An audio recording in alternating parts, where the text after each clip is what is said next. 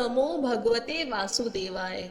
नमस्कार मित्रों, आप सभी का हमारे YouTube चैनल 12 महीने व्रत कथा में हार्दिक स्वागत है। आज हम आपको सुनाने जा रहे हैं श्री सत्यनारायण भगवान की पावन व्रत कथा। इस कथा को श्रद्धा और विश्वास के साथ सुनने मात्र से घर में सुख, समृद्धि, शांति और धन वैभव की प्राप्ति होती है।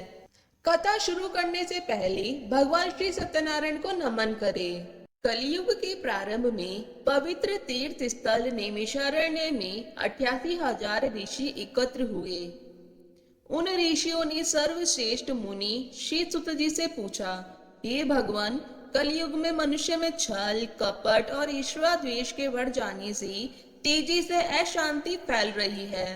मनुष्य धर्म कर्म को भूलकर असहायों पर अत्याचार करने और धर्म विरोध आचरण करने में लिप्त है, जिससे वह पापों की बोझ से दबता जा रहा है।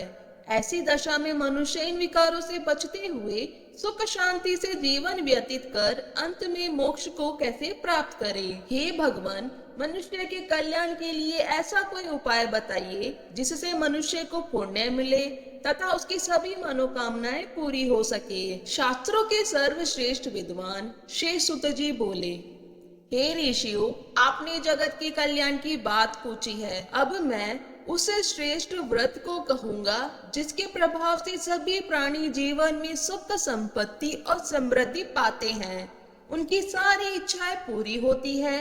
इस व्रत के विषय में एक बार देवर्षि नारद जी के पूछने पर श्री विष्णु भगवान ने उनसे जो कथा कही थी, उसी कथा को मैं कहता हूँ। आप सभी ध्यान पूर्वक सुने। एक बार देवर्षि नारद मानव के कल्याण की इच्छा से विभिन्न लोकों में घूमते हुए पृथ्वी लोक में पहुंचे। उन्होंने वहां घूमते हुए देखा कि कोई पुरुष बोझा ढो रहा है, कोई भीख मांग रहा है, कोई नेत्रहीन ठोकर खाते हुए जा रहा है। लोगों को कर्मों के अनुसार दुखों से पीड़ित देखकर वे सोचने लगे कि इन प्राणियों के दुख कैसे दूर होंगे। बहुत सोचने पर भी जब उन्हें कोई उपाय न सूझा तो वे विष्णु लोक की ओर चल दिए। नारद जी को देखकर श्री विष्णु भगवान ने मुस्कुराते हुए उनसे आने का कारण पूछा। नारद जी ने श्वेत वर्ण और शंख, चक्र, गदा व पद्म से सुसज्जित 4 भुजाओं वाले श्री विष्णु भगवान से कहा, हे प्रभु, आप सर्वशक्तिमान हैं और सृष्टि का पालन करते हैं। मन और वाणी भी आपके गुणों का वर्णन नहीं कर सकते। आपका न कोई आदि है, न मध्य और न ही अंत है। आप सृष्टि के कण कण में विद्यमान हैं और अपने भक्तों के मनोरथ पूरे करने वाले हैं। मैं आपको नमस्कार करता हूँ। देवर्षि नारद जी की बातें सुनकर श्री विष्णु भगवान मुस्कुराते हुए बोले, हे मुनि श्रेष्ठ, निसंकोच अपने आने का कारण बताइए। नारद जी ने कहा, हे प्रभु, पृथ्वी लोक में मानव अपने अपने कर्मों के अनुसार अनेक प्रकार के दुखों से पीड़ित हो रहे हैं। हे तीनों लोकों के स्वामी, मुझ पर कृपा करते हुए उनका दुख दूर करने का उपाय बताइए। इस पर श्री विष्णु भगवान बोले, हे नारद, अब मैं ऐसा व्रत बता रहा हूँ जिसे करने पर विश्व के सभी स्त्री पुरुषों को पापों से मुक्ति मिलती है, उनकी निर्धनता दूर होती है और वे सुख संपत्ति के साथ आनंद पूर्वक जीवन यापन करते हैं। सारे प्राणियों के कष्टों को दूर करने वाला व्रत है श्री सत्यनारायण भगवान का व्रत। श्री सत्यनारायण भगवान के व्रत का पूर्णिमा और संक्रांति के दिन विशेष महत्व है। वैसे किसी भी दिन स्वच्छ होकर सायंकाल में कोई भी मनुष्य श्री सत्यनारायण भगवान की पूजा करे और श्रद्धा पूर्वक प्रसाद और चरणामृत ग्रहण करे तो परिवार सहित उसका कल्याण होगा, उसकी सारी मनोकामनाएं पूरी होगी और उसके घर में धन धान्य की कोई कमी नहीं रहेगी। कलयुग में मनुष्य के मोक्ष का यही एकमात्र सरल व उत्तम उपाय है। श्री सुत जी ने कहा, हे ऋषि मुनियों, अब मैं आपको उस निर्धन ब्राह्मण की कथा सुना रहा हूँ जिसने श्री सत्यनारायण भगवान का व्रत सबसे पहले किया था। इस व्रत को करने से उसके सभी कष्ट दूर हो गए थे। आप सभी उसकी कथा ध्यान पूर्वक सुनो। प्राचीन काल में काशी नगरी में शतानंद नामक एक निर्धन ब्राह्मण रहता था। भिक्षा मांगकर वह अपना जीवन यापन कर रहा था। भिक्षा नहीं मिलने पर उसे भूखे पेट ही सोना पड़ता था। उसकी ऐसी दशा देखकर श्री सत्यनारायण भगवान एक दिन उस ब्राह्मण के समीप एक वृद्ध व्यक्ति के रूप में पहुंचे। उन्होंने उस ब्राह्मण से पूछा, हे विप्र, तुम इस प्रकार कष्ट सहते हुए कैसे जीवन यापन कर रहे हो? यह सुनकर ब्राह्मण बोला, हे मित्र, मैं बहुत गरीब ब्राह्मण हूँ। आय का कोई साधन न होने से भिक्षा मांगकर किसी प्रकार अपना जीवन यापन कर रहा हूँ। यदि आप मेरी निर्धनता को दूर करने का कोई उपाय जानते हो तो कृपा करके बताएं। तब वृद्ध व्यक्ति ने कहा, हे मित्र, श्री सत्यनारायण भगवान की पूजा करने, उनका व्रत करने, व्रत कथा सुनने और प्रसाद ग्रहण करने से तुम्हारी गरीबी अवश्य ही दूर होगी और तुम्हारी सारी मनोकामनाएं पूरी होगी। ब्राह्मण को व्रत का विधि विधान बताकर वृद्ध व्यक्ति रूपी श्री सत्यनारायण भगवान वहां से चले गए। निर्धन ब्राह्मण ने वृद्ध व्यक्ति द्वारा बताए गए व्रत को करने का निश्चय किया। प्रातःकाल उठकर श्री सत्यनारायण भगवान का व्रत करने का निश्चय कर वह ब्राह्मण भिक्षा मांगने के लिए गया। उस दिन उसे भिक्षा में बहुत धन मिला। घर लौटकर उसने अपने आसपास के लोगों के साथ श्री सत्यनारायण भगवान की पूजा की और उन्हें व्रत कथा सुनाई।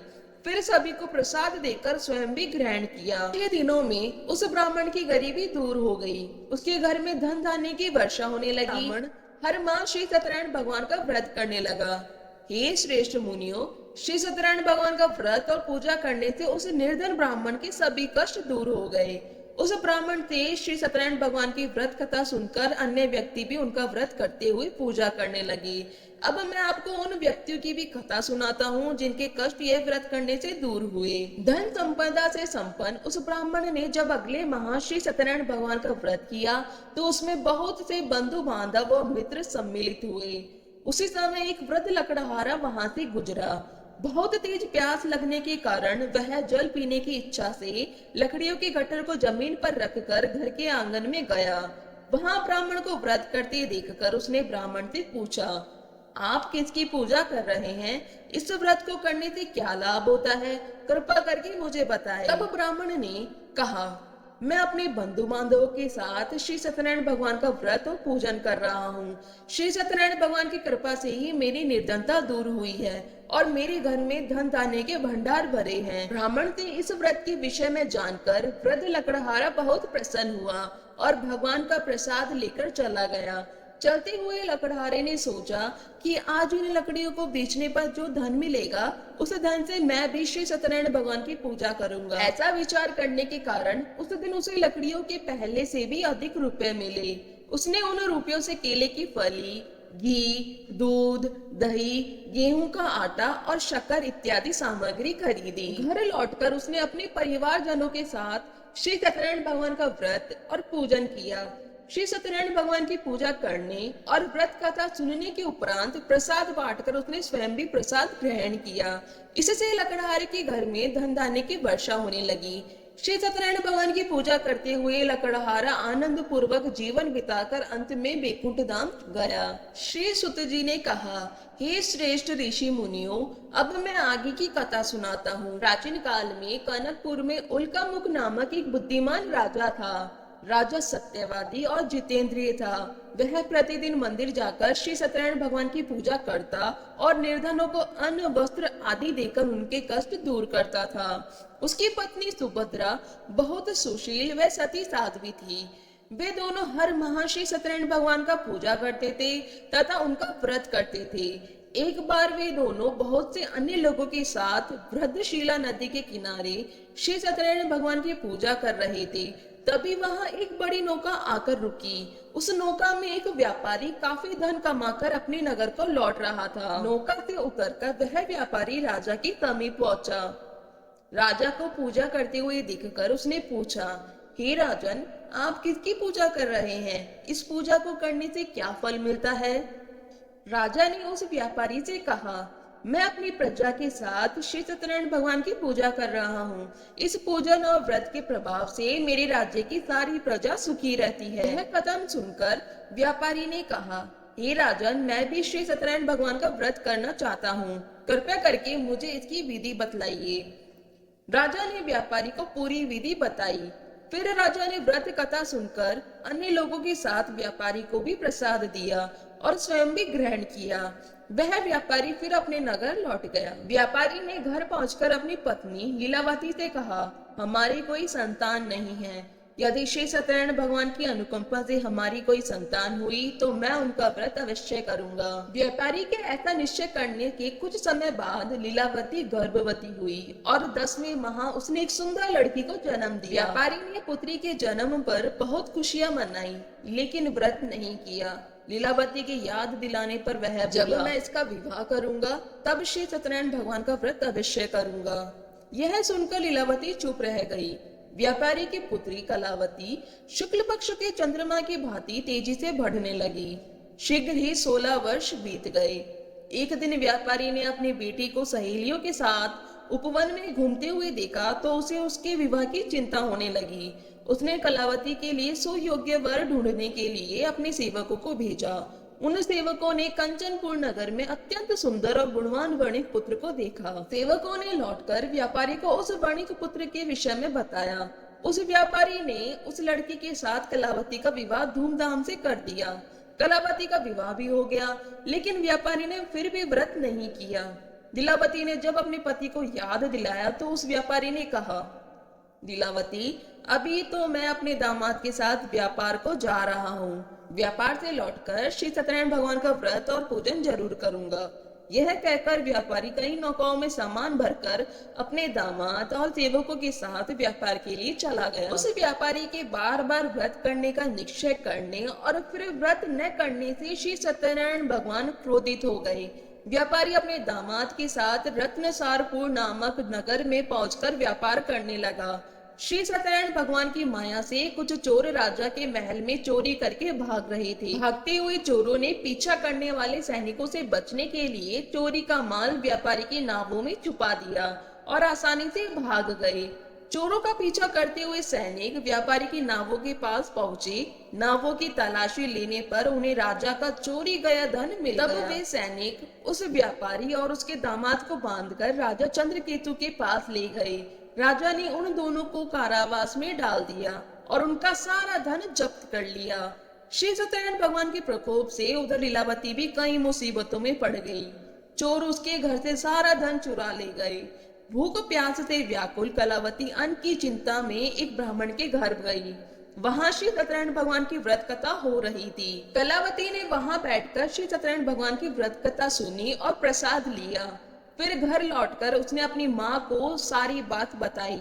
कलावती से सुनकर लीलावती ने भी श्री सत्यनारायण भगवान का व्रत करने का निश्चय किया। अगले दिन लीलावती ने अपने परिवार के साथ श्री सत्यनारायण भगवान का पूजन किया और फिर सबको प्रसाद बांटकर स्वयं भी ग्रहण किया। लीलावती ने अपने पति और दामाद की शीघ्र घर लौटाने की कामना से यह व्रत किया था। लीलावती के विधि पूर्वक व्रत करने और प्रसाद ग्रहण करने से श्री सत्यनारायण भगवान प्रसन्न हो गए और उसकी सारी मनोकामनाएं पूरी कर दी।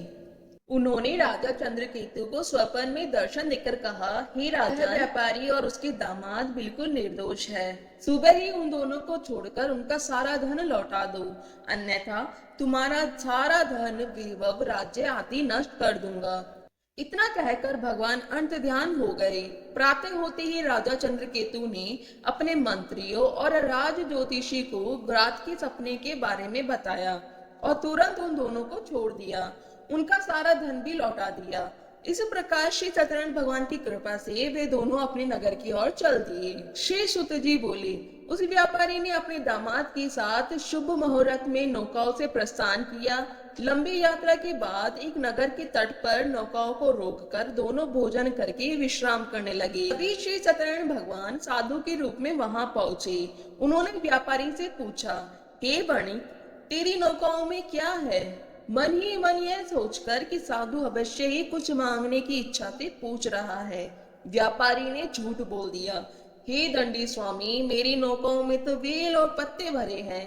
व्यापारी के झूठे वचन सुनकर भगवान ने कहा, हे वैश्य, तुम्हारा वचन सत्य होगा। इतना कहकर दंडी वेशधारी भगवान वहां से चले गए। व्यापारी ने जब अपनी नौकाओं में बेल और पत्ते भरे हुए देखे तो वह मूर्छित होकर गिर पड़ा। कुछ देर बाद उसकी मूर्छा दूर हुई तो वह विलाप करने लगा। तब उसके दामाद ने कहा, यह सब उस दंडी साधु के श्राप की वजह से हुआ है, अतः हमें उनकी शरण में जाना चाहिए, वही हमें इस विपत्ति से छुटकारा दिलाएंगे। दामाद के वचन सुनकर वह व्यापारी उस दंडी साधु को खोजने लगा। थोड़ी देर ढूंढने के बाद एक वृक्ष के नीचे दंडी साधु को देखकर उस व्यापारी ने उस साधु के चरणों में गिरकर क्षमा मांगी। दंडी रूपधारी भगवान ने कहा, हे वणिक, तेरे बार बार झूठ बोलने की वजह से ही मैंने तुझे इतना दंड दिया है। तूने बार बार श्री सत्यनारायण भगवान अर्थात मेरी पूजा करने का प्रण किया, लेकिन कभी पूजा नहीं की। तब व्यापारी ने हाथ जोड़कर कहा, हे भगवान, आप तो दीन दुखियों के कष्ट दूर करने वाले हैं, मेरी इस गलती को क्षमा करें। आपके रूप को तो ब्रह्मा आदि भी नहीं जान पाते, फिर भला मैं अज्ञानी कैसे समझ सकता हूँ। अब मैं सदैव श्री सत्यनारायण भगवान का व्रत व पूजन किया करूंगा, आप मुझ पर कृपा करें। व्यापारी की क्षमा याचना सुनकर भगवान ने उसे क्षमा कर दिया। तभी व्यापारी की नौकाओं में भरे हुए बैल और पत्ते पुण्य धन धान्य में परिवर्तित हो गए। व्यापारी ने अपने दामाद के साथ अगले दिन श्री सत्यनारायण भगवान का व्रत और पूजन किया। फिर व्यापारी अपने नगर की ओर चल दिया। अपने नगर में पहुंचकर व्यापारी ने एक सेवक को अपने घर भेजा। सेवक ने घर पहुंचकर लीलावती को व्यापारी के पहुंचने की सूचना दी। लीलावती और कलावती श्री सत्यनारायण भगवान की पूजा कर रही थी। पति और दामाद के लौट आने के समाचार सुनकर लीलावती ने पूजा पूरी करके प्रसाद ग्रहण किया और अपनी बेटी से कहा, बेटी, मैं अपने पति के दर्शन को जा रही हूँ, तू घर का काम पूरा करके आ जाना। यह कहकर लीलावती चली गई। पति से मिलने की खुशी में कलावती प्रसाद ग्रहण किए बिना ही घर से निकलकर नदी किनारे पहुंच गई। उसके प्रसाद ग्रहण न करने से भगवान क्रोधित हो गए। उन्होंने व्यापारी की नौकाओं को उनके दामाद सहित नदी में डुबो दिया। अपने पति को वहां न पाकर कलावती जोर जोर से रोने लगी। तब व्यापारी ने कहा, पुत्री, अवश्य ही तुझसे कोई भूल हुई है जिससे भगवान ने तुझे यह दंड दिया है। तब व्यापारी ने भगवान से प्रार्थना की, हे भगवान, मेरे परिवार के किसी सदस्य से कोई भूल हुई हो तो उसे क्षमा कर देना। तभी आकाशवाणी हुई, हे वणिक, तेरी पुत्री मेरा प्रसाद छोड़कर चली आई है। उसकी इस भूल के कारण ही नावों के साथ साथ तुम्हारा दामाद भी नदी में डूब गया है। यदि अभी तेरी पुत्री मेरा प्रसाद ग्रहण करके आए तो ही उसे पति के दर्शन होंगे और डूबी हुई नौकाएं भी जल के ऊपर आ जाएगी। यह सुनकर कलावती वापस गई और श्रद्धा पूर्वक प्रसाद ग्रहण करके वापस आई। कलावती के प्रसाद ग्रहण करके लौटते ही नौकाएं जल के ऊपर आ गई। व्यापारी का दामाद भी सुरक्षित नदी के बाहर निकल आया। घर लौटकर व्यापारी ने अपने परिवार और बंधु बांधव के साथ श्री सत्यनारायण भगवान की पूजा की और सबको प्रसाद बांटकर स्वयं भी ग्रहण किया। भगवान का विधिवत पूजन करने से उस व्यापारी का घर धन धान्य से भरपूर हो गया। उसकी सारी मनोकामनाएं पूरी हुई और वह सुख पूर्वक जीवन यापन करता हुआ अंत में वैकुंठ धाम को चला गया। श्री सुत जी बोले, हे श्रेष्ठ मुनियों, मैं एक अन्य कथा भी सुनाता हूँ। कौशलपुर में तुंगध्वज नाम का एक राजा था। उसकी प्रजा सुख पूर्वक रह रही थी, लेकिन एक बार उसने भी श्री सत्यनारायण भगवान का प्रसाद ग्रहण नहीं किया, जिससे उसे बहुत दुख झेलने पड़े। एक दिन राजा तुंगध्वज जंगल में हिंसक जानवरों का शिकार करने गया था। शिकार के पीछे तेजी से घोड़ा दौड़ाते हुए वह अपने सैनिकों से अलग हो गया। शिकार की दौड़ धूप से वह बहुत थक गया था। कुछ देर विश्राम करने के लिए वह एक बड़े वृक्ष के नीचे बैठ गया। समीप ही कुछ ग्वाले श्री सत्यनारायण भगवान का पूजन कर रहे थे। राजा उनके पास से गुजरा, लेकिन उसने भगवान को नमस्कार नहीं किया। ग्वालों ने पूजा करके राजा को प्रसाद दिया तो उसने उनको छोटे लोग समझकर वह प्रसाद ग्रहण नहीं किया और घोड़े पर सवार होकर अपने नगर को चला गया। महल के पास पहुंचते ही राजा बुरी तरह से चौंक गया। महल में आग लग गई थी। जल्द ही पूरा महल जलकर राख हो गया था और उसकी पत्नी, पुत्र, पुत्री आदि भी जल गए थे। तब राज ज्योतिषी ने राजा से कहा, महाराज, आपसे अवश्य ही कोई भूल हुई है। अगर आप उस भूल का प्रायश्चित कर लेंगे तो सब कुछ पहले की तरह हो जाएगा। राजा को तुरंत अपनी भूल ध्यान आ गई। फिर मंदिर में जाकर राजा ने श्री सत्यनारायण भगवान से क्षमा मांगी और उनकी पूजा की। पूजा के बाद प्रसाद ग्रहण करने पर भगवान की कृपा से राजा का महल पहले की तरह हो गया। महल में रानी, पुत्र, पुत्री आदि भी सकुशल मिल गई। फिर राजा दीर्घ काल तक श्री सत्यनारायण भगवान की पूजा करता रहा। जीवन में सभी सुखों को भोगकर अंत में राजा तुंगध्वज वैकुंठ धाम गया। इस प्रकार जो व्यक्ति श्री सत्यनारायण भगवान का व्रत और पूजन करता है, उसके सारे दुख व चिंताएं दूर हो जाते हैं। उसके घर में धन धान्य के भंडार भरे रहते हैं और उसकी सारी मनोकामनाएं पूरी होती है। अंत में मनुष्य सीधे वैकुंठ धाम जाता है। इस प्रकार जो व्यक्ति श्री सत्यनारायण भगवान का पूजन करते हैं तथा व्रत करते हैं, उसके सारी दुख व चिंताएं दूर हो जाते हैं। उसके घर में धन धान्य के भंडार भरे रहते हैं और उसकी सारी मनोकामनाएं पूरी होती है। अंत में मनुष्य सीधे वैकुंठ धाम जाता है। श्री तुद जी ने कुछ क्षण रुककर कहा, हे श्रेष्ठ मुनियों, पूर्व जन्म में जिन लोगों ने श्री सत्यनारायण भगवान का व्रत किया, उन्हें अगले जन्म में भी सुख मिले। व्रत शतानंद ब्राह्मण ने अगले जन्म में सुदामा के रूप में भगवान की पूजा करते हुए अंत में मोक्ष पाया और वैकुंठ धाम चला गया। उस लकड़हारे ने अगले जन्म में शिवपुरी का राजा बनकर अंत में मोक्ष प्राप्त किया। उल्कामुख नामक राजा अगले जन्म में राजा दशरथ हुए और मोक्ष प्राप्त किया। उस व्यापारी ने मोर ध्वज के रूप में अगला जन्म लिया और अपने पुत्र को आरे चीरकर भगवान की कृपा से मोक्ष पाया। राजा तुंगध्वज ने मनु के रूप में अगला जन्म लेकर भगवान की भक्ति और सद कर्म करते हुए मोक्ष प्राप्त किया और वैकुंठ धाम को चले गए। हे श्रेष्ठ ऋषि मुनियों, श्री सत्यनारायण भगवान का व्रत और पूजन करने से मनुष्य की सभी चिंताएं दूर होती है, उसकी सभी मनोकामनाएं पूरी होती है। घर में धन धान्य के भंडार सदा भरे रहते हैं और अंत में वह जन्म जन्मांतर के चक्र से मुक्त होकर मोक्ष को प्राप्त होता है। हे भगवान श्री सत्यनारायण, जिस प्रकार आपने अपने भक्तों की रक्षा की, उसी प्रकार हम सब पर भी कृपा बनाए रखना। यदि आपको यह कथा पसंद आई हो तो वीडियो को लाइक करें, चैनल को सब्सक्राइब करें और बेल आइकन जरूर दबाएं और इस पावन कथा को अपने परिवार व मित्रों के साथ साझा जरूर करें।